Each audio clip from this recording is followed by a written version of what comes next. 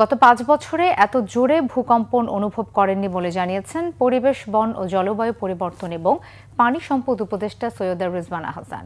তার মতে এটি সবার জন্য সতর্কবার্তা। আগুন ও ভূমিকম্প ঝুঁকি মোকাবেলায় সরকারকে ৩ বছরের পরিকল্পনা নিয়ে আগানো উচিত বলেও মনে করেন তিনি। সকালে রাজধানীর মিরপুরে এক অনুষ্ঠানে এসব কথা বলেন রিজওয়ানা হাসান।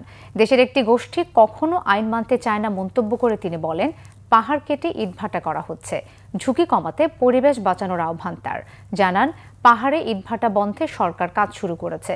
নতুন করে কোনো জলাশয় এবং পাহাড়ে হাত না দিতে সতর্ক করেন রিজওয়ানা হাসান।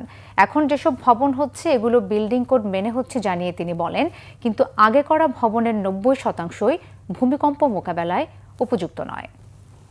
তো এটা অবশ্যই আশঙ্কার কথা। আমি কোনো স্বস্তির কথা শোনাতে পারছি না। সতর্কবাণী এবং ভবিষ্যতের জন্য প্রস্তুতিটা আরও অনেক আগেই শুরু হওয়া উচিত ছিল, কিন্তু আর দেরি না করে এখনই শুরু করা, যে পুরনো বিল্ডিংগুলোকে মজবুত করার একটা প্রকৌশলগত সমাধান আছে সেদিকে যাওয়া। পুরনো ঢাকা, তার কারণ হচ্ছে এখানে অনেক বেশি বিল্ডিং।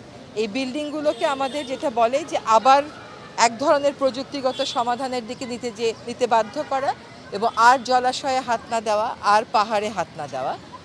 আর আরেকটা কথা হচ্ছে যে আমাদের দুর্যোগের প্রস্তুতিও বাড়ানো।